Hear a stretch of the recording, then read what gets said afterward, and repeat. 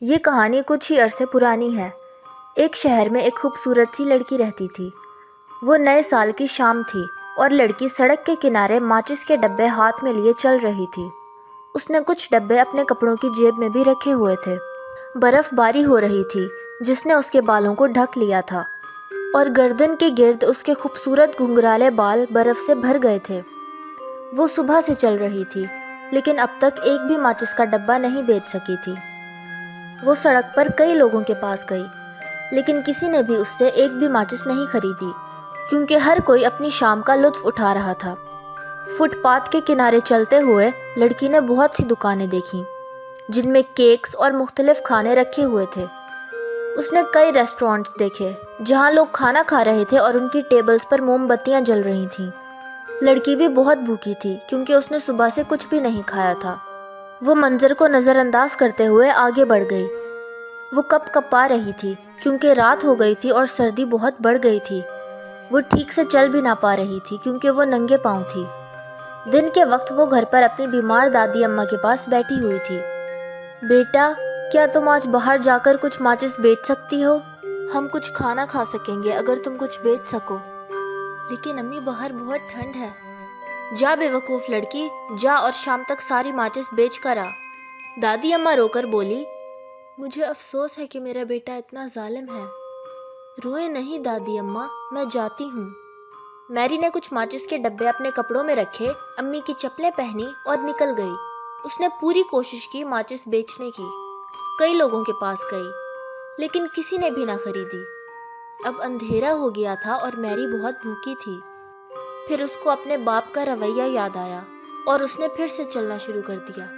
سڑک کے کنارے چلتی ہوئی وہ لوگوں سے ٹکرا گئی۔ ارے معاف کرنا، میں ٹھیک ہوں۔ کیا آپ کچھ ماچس خریدنا چاہیں گے؟ معاف کرنا چھوٹی گڑیا، مجھے ضرورت نہیں۔ میری کو احساس ہوا کہ اس کے پاؤں ننگے ہیں۔ اس نے دیکھا کہ ایک چپل ٹوٹ گئی اور دوسری گٹر میں گر گئی۔ اس نے کوشش کی نکالنے کی لیکن نہیں نکل سکی۔ اس نے فیصلہ کیا کہ وہ ننگے پاؤں ہی چلے گی۔ اس نے دیکھا کہ اس کی ماچس ابھی تک محفوظ ہے۔ وہ تھک کر دو گھروں کے درمیان ایک کونے میں بیٹھ گئی۔ سردی اور بڑھ گئی تھی۔ لڑکی نے سوچا، کاش میں ایک ماچس جلا لوں تو تھوڑی گرمی مل جائے۔ پھر سوچا، اگر ابو کو پتہ چلا تو وہ ناراض ہوں گے، لیکن ان کو کیسے پتہ چلے گا اگر میں صرف ایک ماچس جلاؤں؟ اس نے ہمت کی، ایک ماچس نکالی اور پاس پڑی ایک لکڑی جلا دی۔ ارے! اچانک ہی وہ ماچس کا شعلہ ایک چولہے میں تبدیل ہو گیا۔ لڑکی نے اپنا ہاتھ آگ کے پاس رکھا اور گرم ہونے لگی۔ وہ مسکرائی لیکن کچھ دیر بعد برف کا ایک ٹکڑا آگ پر گرا اور آگ بجھ گئی۔ وہ مایوس ہوئی۔ تھوڑی دیر بعد اس نے پھر ایک ماچس نکالی اور اس دفعہ ایک دیوار کے پاس جلائی۔ ارے! دیوار سے پار دیکھنے لگی۔ دیوار کے اس پار ایک خوبصورت گھر تھا، سجا ہوا، روشن۔ وہاں لوگ کھانا کھا رہے تھے۔ ٹیبلز پر موم بتیاں جل رہی تھیں اور میز پر بھنی ہوئی مرغی رکھی تھی۔ اچانک وہ مرغی میری کو گھورنے لگی اور پھر وہ پلیٹ اس کی طرف آنے لگی۔ میری خوشی سے ہنس پڑی لیکن جیسے ہی اس نے ہاتھ بڑھایا، آگ بجھ گئی۔ سب کچھ غائب ہو گیا۔ میری پھر سے رو پڑی، یا خدا میری مدد فرما۔ اسی وقت اس نے ایک ٹوٹتا ہوا تارا دیکھا۔ اس کے ذہن میں خیال آیا، لوگ کہتے ہیں کہ جب تارا ٹوٹتا ہے تو کوئی انسان مر جاتا ہے۔ کیا میری دادی اماں مر گئی؟ وہ رونے لگ گئی اور ایک اور ماچس جلائی۔ اس دفعہ اس نے اپنی دادی اماں کو دیکھا۔ دادی اماں، آپ یہاں؟ ہاں میری بچی، میں تمہارے لیے یہاں ہوں۔ میری خوشی سے رو پڑی لیکن سوچا کہ دادی اماں بھی اب غائب ہو جائیں گی۔ اس نے جلدی سے کئی ماچس کی تیلیاں جلا دیں۔ اچانک ہر جگہ روشنی بھر گئی، روشنی جیسے سورج چمک رہا ہو۔ میری نے دادی اماں کی طرف دیکھا۔